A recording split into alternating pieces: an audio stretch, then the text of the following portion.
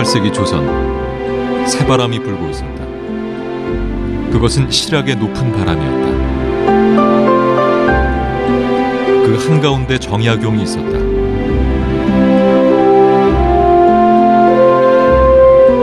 그는 정조라는 개혁군주를 만나 자신의 뜻을 마음껏 펼칠 수 있었다.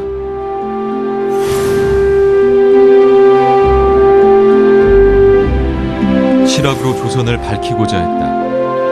백성을 하늘로 삼고 더 나은 백성의 삶을 추구했다.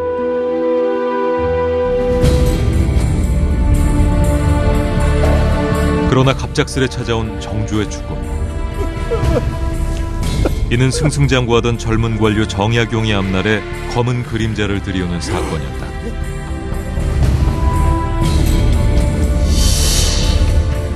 마침내 정약용에게 체포령이 내려졌다.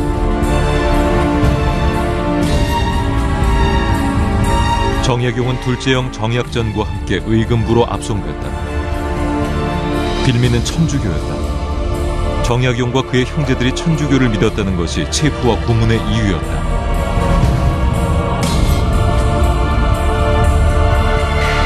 정약용과 그 형제들은 극심한 고통을 당해야 했다. 이들의 불행이었고 한국 천주교의 비극이었다.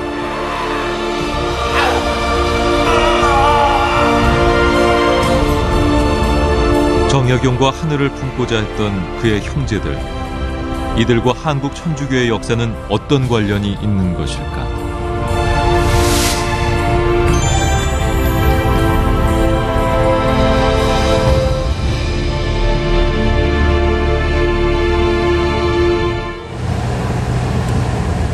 경기도 광주시 퇴촌.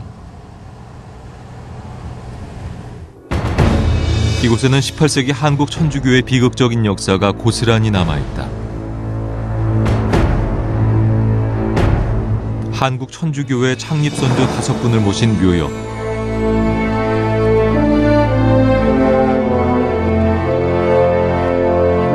광암 이벽. 만천 이승훈. 노감 권철신, 지감 권일신,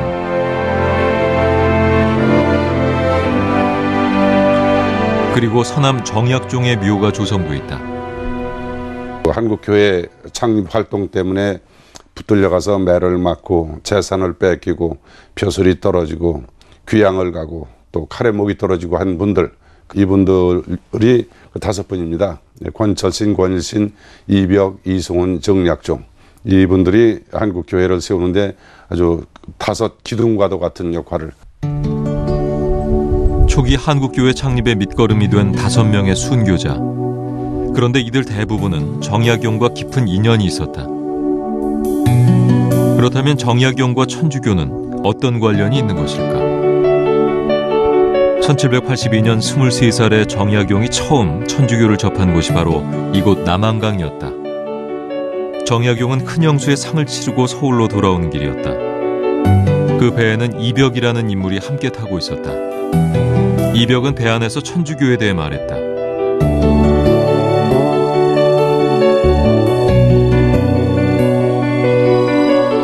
성리학을 공부하던 정약용에게 천주교는 새로운 세계였다.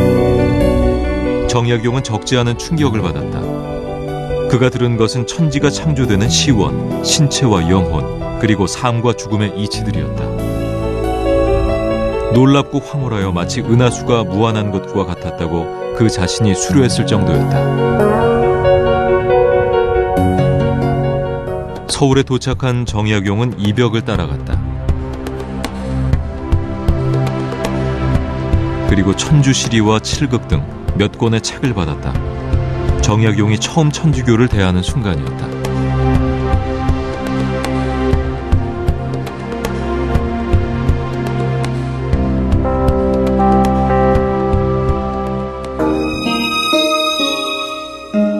그렇다면 천주시리는 어떤 책일까?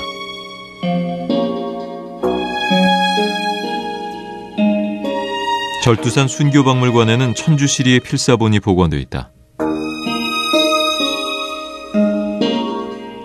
마테오 리치가 저술한 천주교 교리서인 천주시리, 그 주된 내용은 무엇일까? 마테오 리치에 의해서 저술이 됐는데요. 그 입장이 가장 중요한 그 관점은 천주교 교리를 유교와 조화시켜서 해석하겠다. 우리는 그 유교와 상반되는 게 아니라 유교와 일치하는데 어느 부분에서 우리가 유교를 보완할 수 있다. 이런 입장에서 이제 천주교 교리를 제시했다는 점이죠. 그 점에서 유교 문화 전통과 천주교 교리의 그 조화를 이룰 수 있는, 그러니까 종교 간의 조화를 이룰 수 있는 아주 중요한 시야를 열어주고 있다는 그런 의미를 갖는 거죠. 지적 호기심이 왕성하던 20대의 정약용.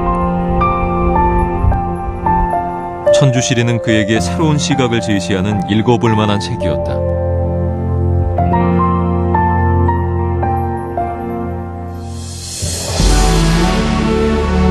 그런데 이벽은 정약용과 밀접한 관계가 있는 인물이었다.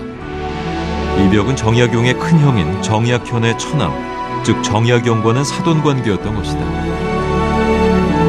가까운 인척을 통해 천주교를 접한 정약용. 그가 이를 통해 본 것은 무엇이었을까? 그 당시를 보면, 다산의 기록을 보면 매우 경이롭고 아주 깜짝 놀랄 만한 그런 충격을 받은 것 같아요. 이 정말 어떻게 보면 황홀한 그런 생각을 했다.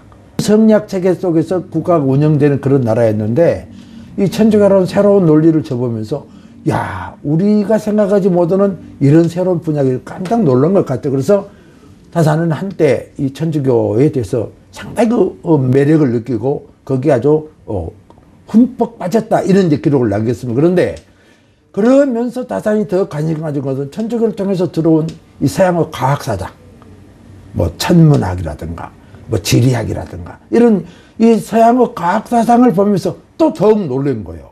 이 우리 성약 그 논리 속에서 전혀 없었던 그런 그 과학사상을 보면서 정말 국가를 경영하고 나라를 통치하기위해서는 이런 논리도 필요하다고 빠졌어. 그런데 또 한 사람, 정약용과 밀접한 관계가 있는 천주교인이 있었다. 1780년 진사시에 합격했으나 벼슬을 단념하고 학문에 전념하던 이승우는 세계 최초로 자청해서 스스로 영세를 받은 인물이었다. 1783년 이승우는 서장관인 아버지를 따라 북경으로 갔다.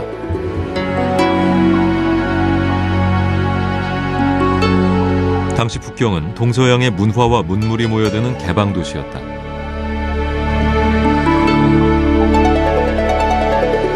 특히 마테오 리치 이후 서양 선교사들이 활약하고 있었다. 그들은 서양 과학 문물을 전파하는 대가로 천주교 선교를 허락하고 있었다. 북경에 온 이승우는 천주교 교회를 방문했다. 이승훈이 북경으로 떠나기 전 이승훈에게 북경 천주당을 방문해서 신부를 만날 것을 권유한 인물이 있었다. 바로 정약용에게 천주교를 권한 이벽이었다. 이승훈은 이벽의 권유를 받아들였다. 서양 신부를 만난 이승훈은 필담으로 천주교 교리를 배웠고 1784년 2월 영세를 받았다. 세례명 베드로, 우리나라 최초의 영세인이었다. 세례를 받은 이승훈은 많은 천주교 서적과 십자가 그리고 성화 등을 가지고 귀국했다. 한국 천주교의 새 장을 연 이승훈, 그는 정약용의 매형이었다. 한국 천주교사에서 빼놓을 수 없는 또 한 인물이 있다. 충북 제천시의 배론 성지. 이곳에는 특별한 토굴이 있다. 신유 박해가 일어났었을 때 황사영은 서울에서 이 배론으로 이주하게 됩니다. 또 많은 천주교 신자들을, 아무런 죄 없는 그들을 단순히 천주교를 믿었다는 그 이유